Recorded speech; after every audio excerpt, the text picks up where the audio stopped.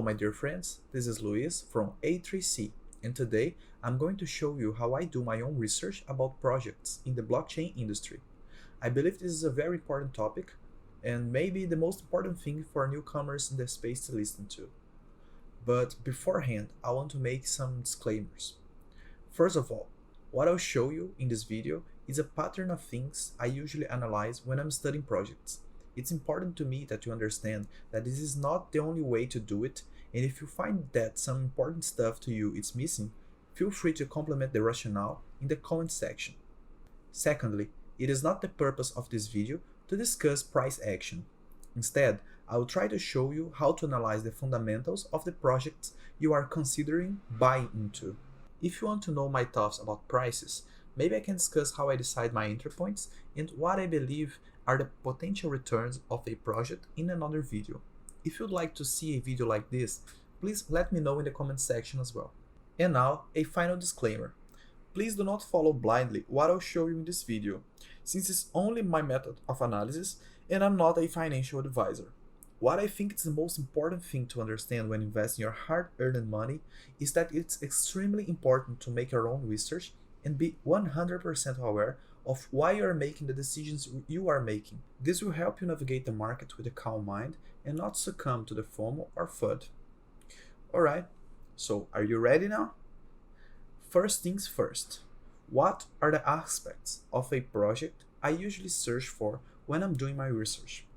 Well, the first thing I look into is the tech and how it works. It's very important for you to understand the design of the protocol. What makes it different or special from a tech standpoint? Why would you prefer one layer 1 solution over the other, for an example? It's important for you to understand the game theory behind it, the tokenomics. For me, it's also important to see if the project has open source code, if the project has any patent, because I believe in the ethos of decentralization and being open source. Personally, for me, it's very important when making an investment. Another thing I like to look into is the team behind the project. Who is developing the project? What are their credentials? Is there a transparent and open space to engage with the team? Is there any interviews, MAs, or any kind of explanation in the team's own words? The third thing I take a look into is the community behind the project. How big is this community? How engaged is this community? What are the values shared among the community? And what drives it? Is just money? Is there anything else behind it? I personally like to take a look into it because I believe it makes the project stronger when the incentives are not only financial incentives. I don't have a problem with financial incentives. They are essential to the game theory. But I believe a project is stronger when this aligns with other types of incentives as well. And the last thing I usually take a look into is the business plan, the strategy. What is the roadmap of the project? What's the approach they are taking in the market? What partnerships they are building? This is very important because if you understand the game plan and what they're intending to do and how, you can speculate for yourself if you believe that this plan will succeed or not. Alright, so these are the 4 things that I personally like to take a look before buying to a project. For me, this kind of research makes me feel like I understand what I'm investing and if this is a solid investment or not. If this works for you, great. If it doesn't, well, you just need to make your own plan and stick to it. Just don't follow blindly what other people are saying, okay? In order to illustrate my method, now I will try to make an example and evaluate a project that I personally like a lot, Cardano. So this is the site of the Cardano blockchain. It's a beautiful site and you can find stuff in here pretty easily. So for an example, if I want to study the technology and the design of this protocol, I can start by clicking on the developer section on the superior middle part of your screen and then clicking on the Cardano docs. This is the documentation you will need to understand these aspects, so let's click on Get Started.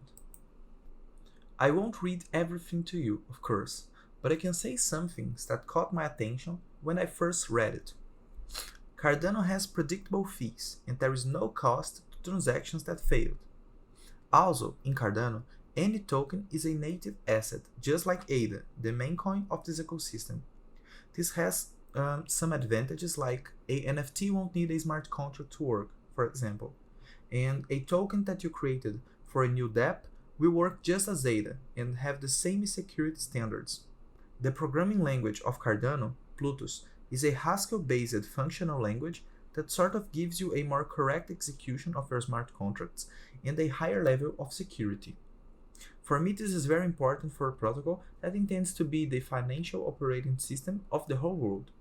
Cardano already has a working proof-of-stake system that is guaranteed to be secure with a peer-reviewed research. Cardano's stake system is liquid and you can withdraw and sell your tokens at any time. It doesn't have a lockup period, and this is also very important to me. Cardano's stake system is also not compatible with slashing, since the stake pool operator doesn't have access to your funds per se.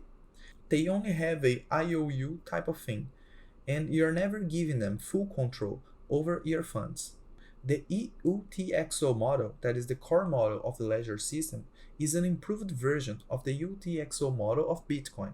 It does not work in a global state like the account-based model in Ethereum, so it needs to handle the concurrency differently, with parallelism. Think of it as a processor with multiple cores instead of just one.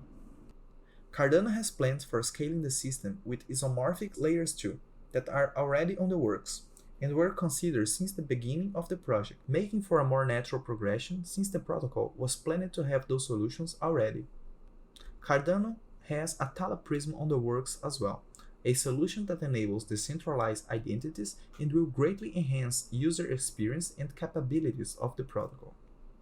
Cardano is also one of the greener blockchains out there, arguably the most, with extremely low energy consumption rate compared to something like Bitcoin or Ethereum, for example. Okay, there's much more aspects of the design of this protocol that makes me think that Cardano will be the leading layer 1 solution in the space in a few years. But these are not all the design choices that makes me think that Cardano is special. These are just some of the most relevant and what I could remember right now. Let's now evaluate the team then. Let's click on Discover Cardano in the right superior part of your screen and then People. In here, you will learn how the teams behind Cardano function. The main builders of the ecosystem right now are IOHK, Emurgo, and then the Cardano Foundation. And you can go to the page of each of these companies and search for the LinkedIn of the people working there if you want. That's how I do it. Let's go to the IOHK page for an example. Let's click on About, Team,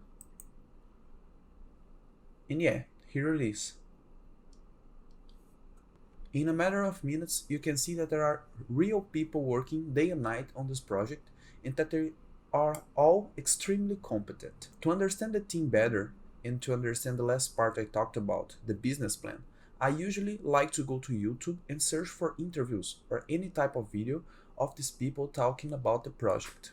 You can search for Charles Hoskinson, the CEO of IOHK and founder of the protocol, and see what he says and make your own conclusions about it. You can search for Frederick Grugard, the CEO of the Cardano Foundation, and see what he has to say as well. You can do whatever you feel that will make you understand the team and the project better in order to make your own decisions. And about the community now. I usually like to research about it in a straightforward manner. To see how big it is, I tend to go to Reddit or other big social platforms and check their numbers in there. Let's look into the Cardano Reddit now and see how many people are in there. In here you can see I usually like to compare this number to the total amount of people in the cryptocurrency Reddit to get a feeling of how big this community is inside the crypto space. Okay? To see how engaged the community is, and get a feeling of the type of interactions they have and the values they share, I like to engage with them myself in the Twitter or Discord. I feel that those two are the most relevant right now for the people in the space to interact. If you want to know someone, there is no better way than interacting with them yourself, right? So yeah, I think for this video that is it. If you find that something was missing in the way I approach and make my research of a new project, please feel free to engage with me and leave your feedback on the comment section. I hope you have a good morning and see you next Saturday.